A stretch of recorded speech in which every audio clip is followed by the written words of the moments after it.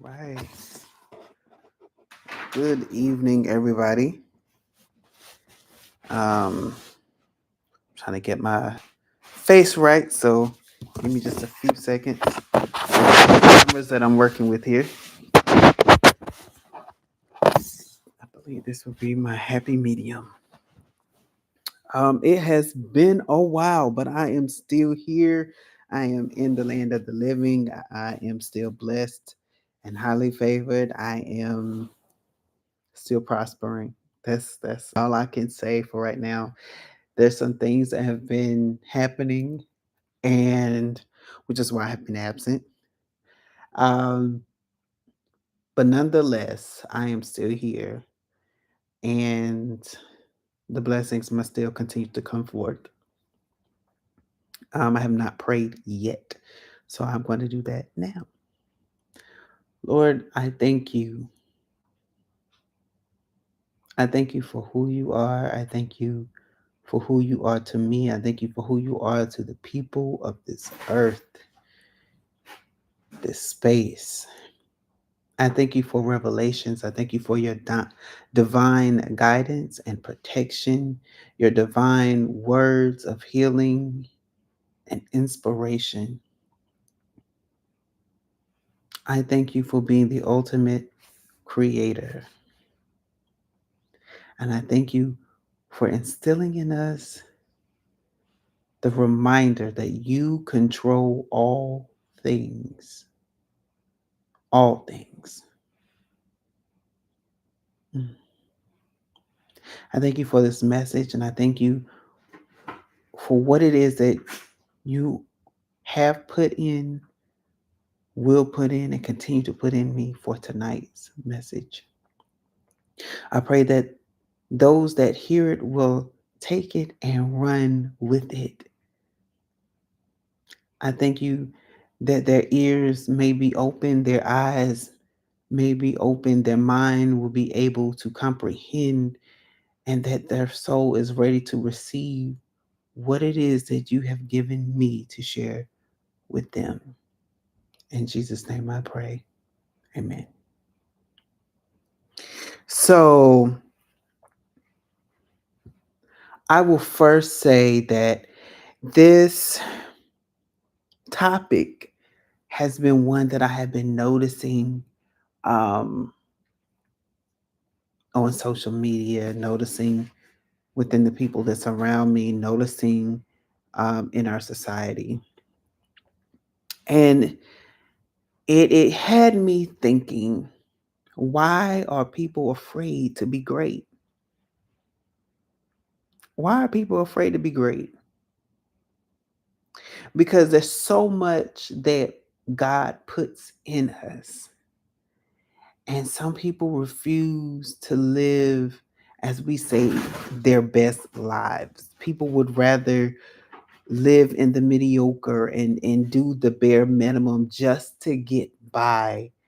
When if people were to push and really live and do the thing that has been instilled in them, that their lives would be so much greater. Um, I was talking with someone and they said to me that, it's hard to do something that you've never done before. And I agree, it is. And it's not so much as it being hard than it is a mental game. Because when it's something that you've never done before, that means you actually have to do it. That means you actually have to start the process of actually walking towards, actually moving towards doing that thing. The hard part is getting out of your mental space to actually do it, which is why we now always come back to the enemy play mind games so that you don't recognize the true potential that you have within you. The devil will have people to come across you, come across your path, and will use even people in your life to tear you down, to deter you away from what is truly inside of you will make you shame your own greatness because it's different, will make you feel embarrassed, will make you question yourself. Because if you are a trailblazer, the thing about trailblazers is that it's a lot of mental games that we have to go through. Being a trailblazer doesn't mean, oh, I'm just going to decide to cut through this path and I'm just going to do. Nope, nope, nope, nope. It's a lot of self doubt with being a trailblazer, because if it's never been done before, if it's never been seen before, if it's never been heard of before, you question everything simply because you want to make sure that you're on the right road. You want to make sure that those that come behind you, that you're not leading them astray. You want to make sure that every crook and turn that you go through, that it is not in vain, that it means something. It actually is a place that will catapult you into your destiny, towards the end of your destiny, right? Because that is our end goal, to reach and fulfill our destiny. We don't want to do things that is not aligned with what is assigned to us from birth. And so that's why tonight's topic is, don't be afraid to run. Because and it's not to run away from, but run towards that end goal.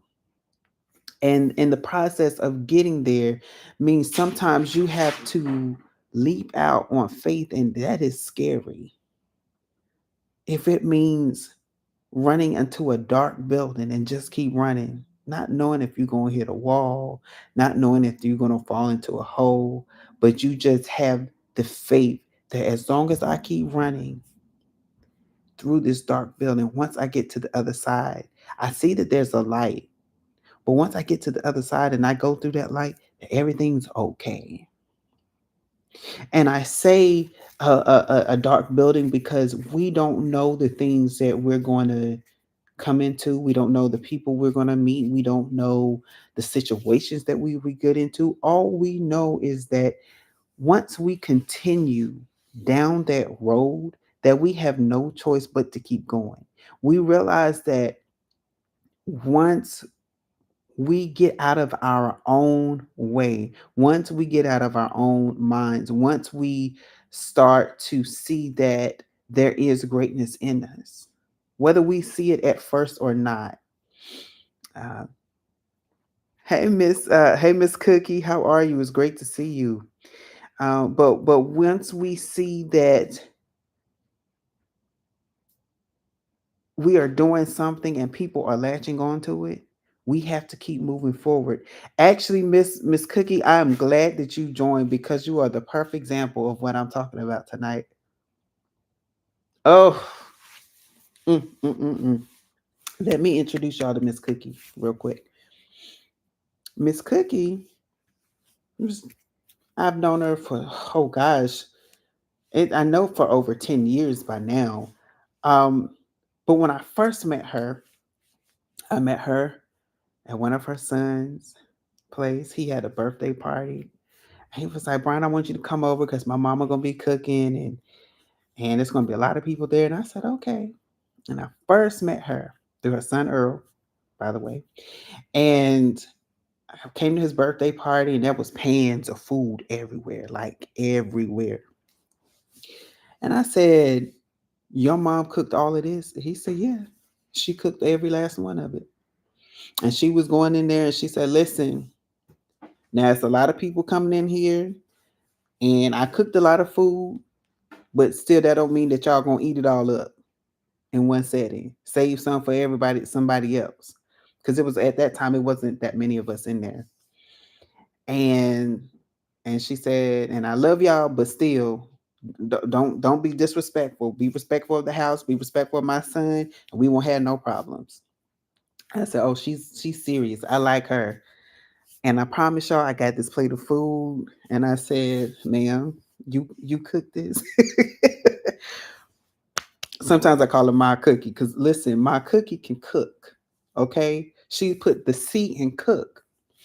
So fast forward, find out that she was working for a restaurant. That will remain nameless, and I found out that they was giving her trouble on the job, and I said okay. And then Earl began to tell me, he said, but yeah, but mama's doing some things. She's getting some things handled. She's getting some things fixed and straightened out. And I said, okay. And I said, well, if y'all ever need help, let me know. He was like, all right, brother, I will. Fast forward again. Then if you've ever heard for Fight for 15, Mama Cookie was a part of that in North Carolina. And that was the old name, by the way. The name has since then changed. But she was a part of that.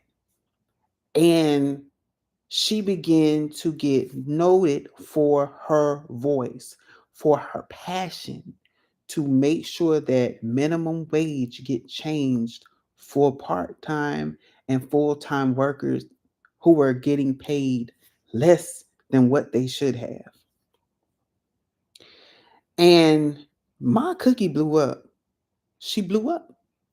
I remember somebody engaging me online saying, "Oh, Miss Cookie is amazing." And oh my gosh, if you don't, if I wish you could get a chance to meet her. And I politely looked at the young lady and said, "Ma'am, I know her personally. I've known her for years. I've always known this about this woman. She is a strong Black woman. She has always set things straight, make sure that things were done the proper way, and make sure that everybody was being taken care of."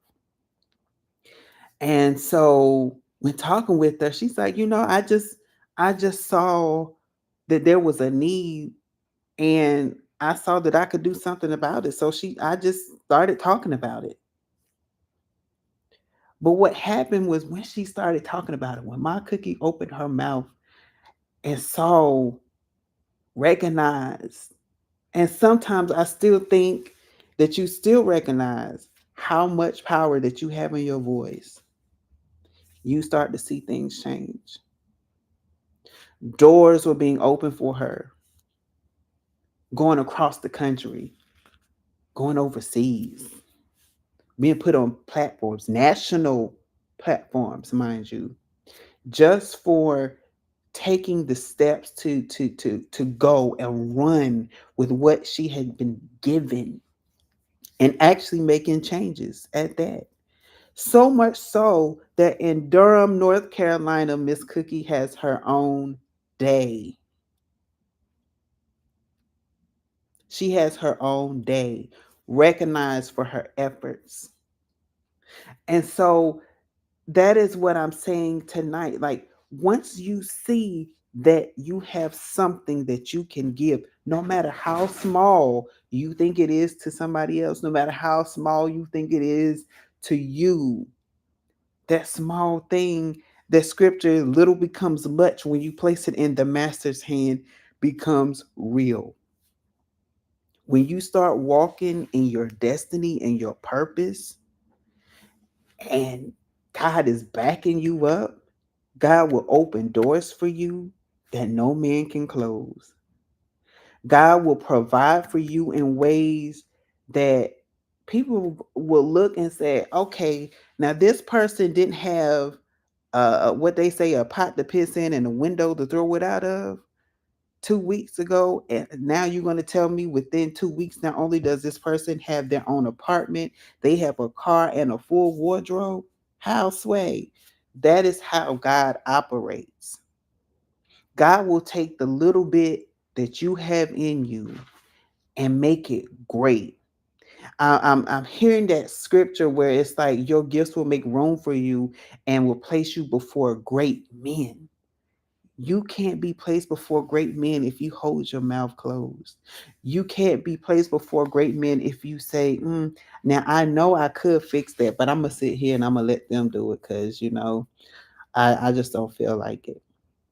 Sometimes you have to get out of that feeling that you feel and push past it, because I promise you, it is a trick of the enemy to keep you where you are, complacent. When you have greatness in you, when somebody asks you to use that greatness, when somebody asks you to use your gift, you have to do it. My friend Erica is up here as well. And I just remember her started putting out there, I have a bakery. I make cakes and desserts and things, and call me if you need a cake. And then I watched her go from a little post here and there till she opened up a business page. And I said, okay. And then I started seeing them cakes, and I'm still gonna get me when I come back home. just know that I'm a get me one when I come back home. But I had to recognize that even in that, even even if it's not like a big establishment, like a brick and mortar own having her own brick and mortar business, right? She started off by just saying, making a post here, there. She started off by making a few cakes for people here and there. But then she started putting it out there, which means whatever it is that God has inside of you, you have to start putting it out there so that people can see it, so that people can witness it. Because not only are the things that you're going to do going to be the things that you're going to do, right? You're going to have a message for somebody.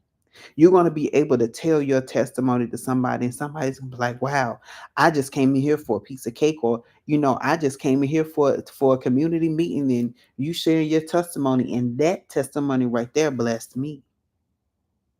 I was talking to my mom just on yesterday, and she was, talking to insurance lady, and she said that she prayed a prayer that she had never prayed before. She said it just fell in my spirit. And she said, and all of a sudden, she said, I'm sharing it with the lady. And the lady looked at her and said, wow, you were praying for me before I even met you. And she said, yeah, basically. And so she had a chance to minister and witness to somebody who was supposed to have been trying to sell her something, right? And so, and that's the thing. We never know who we're going to meet and how we're going to meet them. All we know is that if we continue to go down the path that God has for us, when we come into contact with those strangers, because some people are angels and they just want to check on them, go down there and make sure my child is doing what they're supposed to do. Let me go see what they're going to do when you walk towards them, right? And that person walk towards you and they cling on to you, and you begin to minister to them. You begin to have a natural conversation to them, but we all say ministering, right? You begin to have this conversation with them, and this person gets an enlightenment in their spirit because of the words that you say, because of the wisdom that you pour into them, because of the thing that you do for them, because you decided to get up and walk. You decided to get up and run with what God has been giving you, or has given you, excuse me. And it's all because we decide that we're going to get out of our head. We decide to ignore the calamity that goes on, and we pray for peace. And we accept that peace, and we take that peace, and we give it that peace a beautiful praise to God. We set that peace, and we set aside some time to give it back to God, because we know that when we give it back to God, God's going to extend it, and God's going to break it and multiply it. And God's going to open some things with it. So that when we're going through a storm, when we're going through rocky terrain, and although we're going the path that God has set forth for us, we're going to have peace in it. Peace in the storm. I believe Medea said it best. Peace before the storm, peace during the storm, and what she said, peace in the storm, peace before the storm, peace in the storm, and peace after the storm. I believe that was a Medea thing. But either way, we're going to have those things, right? Because nothing can shake us when we know, as they say, we know without a shadow of doubt that what we're doing has been divinely encouraged, divinely pushed for us. And when we recognize that no weapon formed against us shall prosper. We recognize that God will give us hinds feet, will give us eagle eyes, will give us the mind of a serpent, but we're going to be harmless as a dove. We recognize that we can tell mountains to move, and that mountain has to move. We recognize that our faith is not just a thing of prayer, but we recognize that it is an action word that we actually live out faith daily in our day-to-day lives. We recognize that when we can speak to a thing, that thing has to come forth. So in a sense, we all can prophesy to a thing. We all can. We're we can all prophesy, right, to a thing because prophecy is a gift. It doesn't make you a prophet, but the gift of prophecy is prophecy, right? But prophets can see that thing and can confirm you. So it may be some people in here watching saying, man, I needed to hear this because this is what I have been dealing with. This is what God has been dealing with me on. And I'm just here to confirm to you that you're in the right space. I'm here to confirm to you that what you've been thinking, what you've been praying, what you have been hoping for is the right road. I just do what I do. I tell people all the time on different platforms and in different spaces. Listen, I'm gonna give you what God gives me to give to you, and I'm not gonna put my own stank on it. No, I'm gonna give to you what the man upstairs is giving to me to give to you. In fact, tonight's message is hot off the press. I have no written notes. I have no scriptures to give you except the ones that he gives me in this moment in time to let you know that this is what running looks like. When I started this platform, like, oh gosh, I want to say 2017 is when I started this thing. I didn't know how big it would get. I didn't know how long I would continue to do it. I just know hey, and even in the title, I didn't even know what to title it. Ironically, it is in a field that I've been working in the natural. I've been working with people living with HIV, and so healing in the vein came to me, and I said, "That's HIV." And God was like, "Okay." Um, and many people, even with that, because in my first videos, I used to correlate all the time, and I still do from time to time, how HIV works in the body and what it does to people, how it's a mental thing, how it's a spiritual thing at times, how it's a physical thing. And it began to become so much more because I didn't want it to just be a platform based on just HIV, because even people living with HIV get tired of hearing about HIV. But nobody gets tired about healing and how to heal and how to become better and how to become great. But at that time when I first started, I did not recognize that that's where God was taking me. That's where God was leading me. And in so doing it, getting healing myself. There's times where I would have a show and I was just like, God, that was for me. Even when I was writing it down, because sometimes I did write in my earlier days, you would see me, I had my notes, my pages, and I'm flipping and I'm going through the scriptures and I'm flipping. And that thing was good to me and good for me because even when I wrote it to prepare it, I was getting it. But then delivering it, I was getting it all over again and feeling God's presence as I deliver the message that God was giving me. Those were my assignments. And I was like, I had to share the good news with somebody else. I had to share, that living proof, that living power that was making me feel good. Oh, somebody else got to feel this too. And there were some times I did do it tired, I will admit, but then I have learned to rest. So I'm not in the camera almost drooping off and dozing off. But you learn these things when you're a trailblazer, right? You learn these things about yourself. You learn about what to do, what not to do when you are a trailblazer. And yes, it's scary, like I said, because it's nothing that has ever been done before. It's nothing that has been heard of before. It's nothing that has been seen before. But when you start to do it, those that are meant to follow you will follow you. And I think of Noah in the ark when Noah was telling the people, it's going to rain for 40 days and 40 nights. Me and my family about to build this boat. So, if y'all want to help us, y'all can, but the rain is coming. Y'all can prepare, y'all can ride with us. Y'all prepare. Man, y'all crazy. Ain't no rain coming. Ain't no water about to fall from the sky. I had to put it in perspective. Because for those who don't know, the earth used to be watered from the ground up. There was no rain. The water came from the ground up and watered the earth.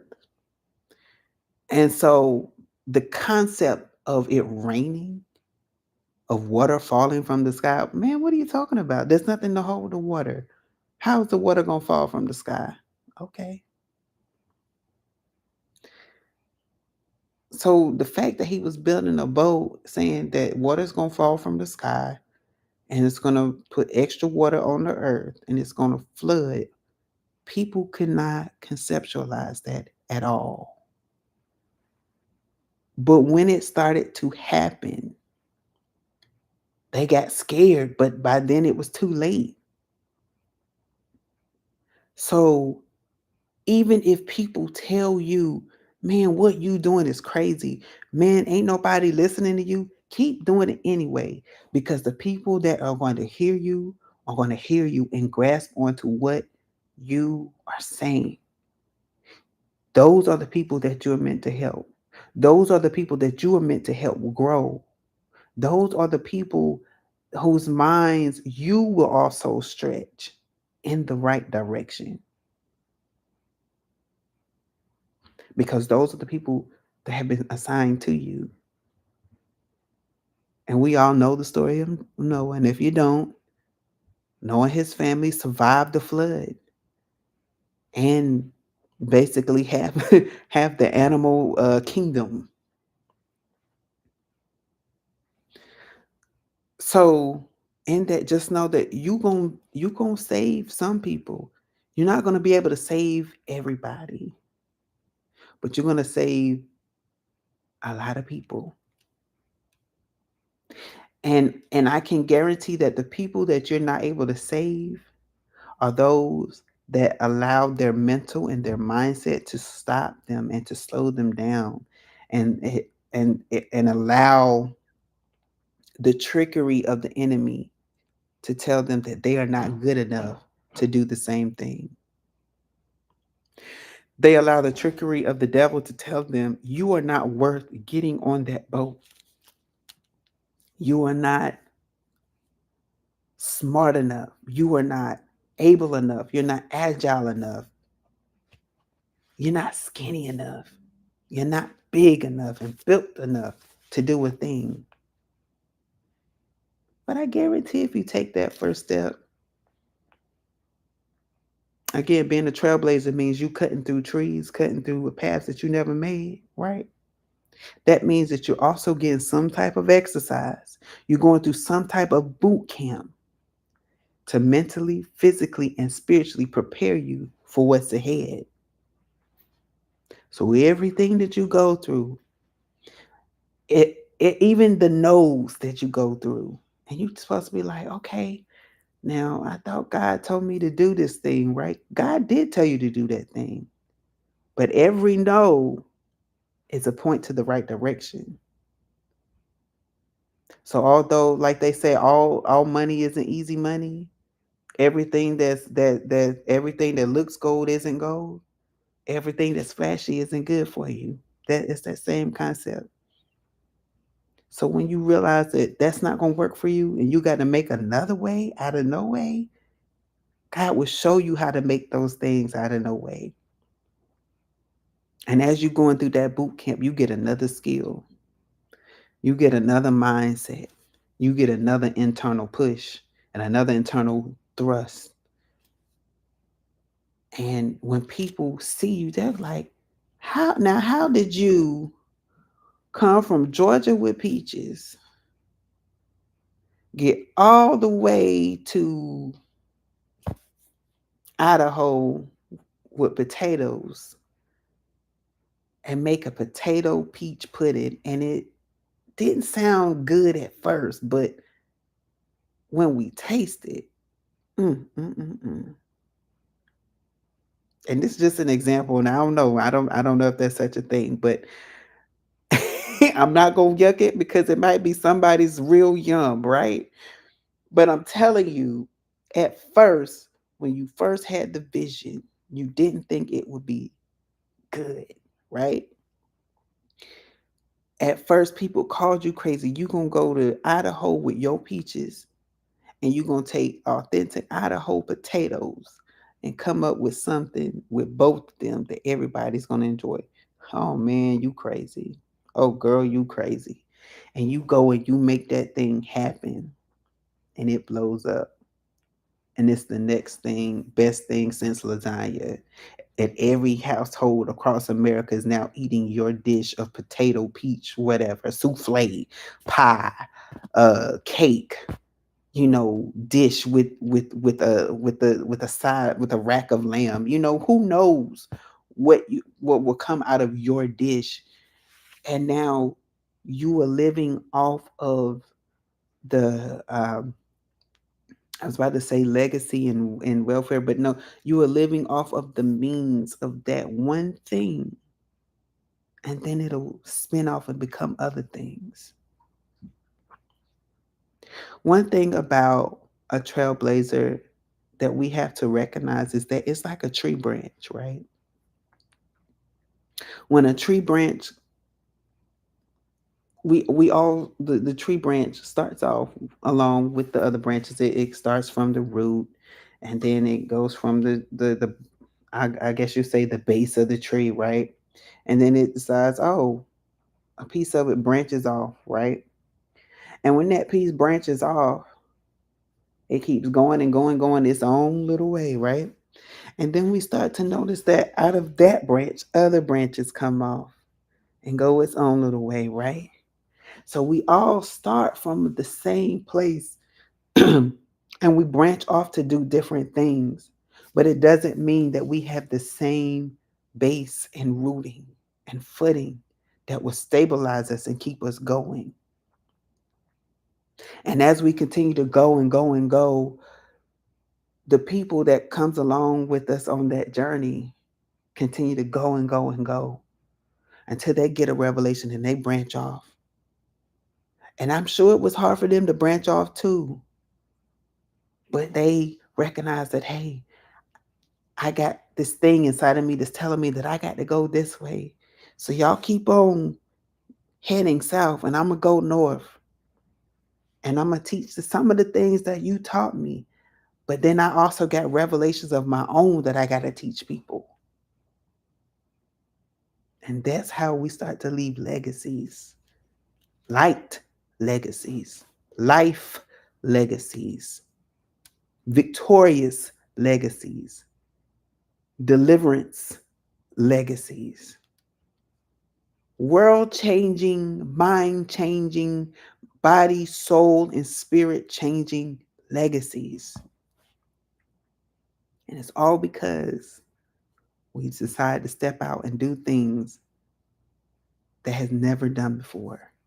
We decide to clear out the mental noise, shut it out, and go forth and do what we're being told from that internal instructional sheet. We do these things. So I'm not going to hold you long. I just wanted to share the good news and this good message of not being afraid to run. So whatever it is, that dream, that desire, that thing that's inside of you, if you're already doing it, I'm here to encourage you to continue to do it. I'm here to tell you that you're on the right path for you. Continue to do that thing and watch it prosper. Watch wealth come to you no matter how that wealth looks. Watch it come to you. And if you haven't started it, I'm here to encourage you to start that thing, because it's not only for you, it's not just for you, but watch it become even greater than you. Because that thing right there, when you close your eyes, and I like to say, and you transcend to the other side of life, watch that thing continue to go past you. And I'm sure some of you are like, well, I'm not going to know it, but it will, because somebody's going to pick up the torch, like the same relationship, like Elijah and Elisha, and they're going to keep it going for you, and they're going to do great things because you decided to step out on faith and do the thing that God called you to do. So thank you for joining me. Like I always say on this channel, don't try to be, don't try to figure it out. Don't kind of, sort of, don't kind of, maybe. Just go out and be blessed. And you all have a good night.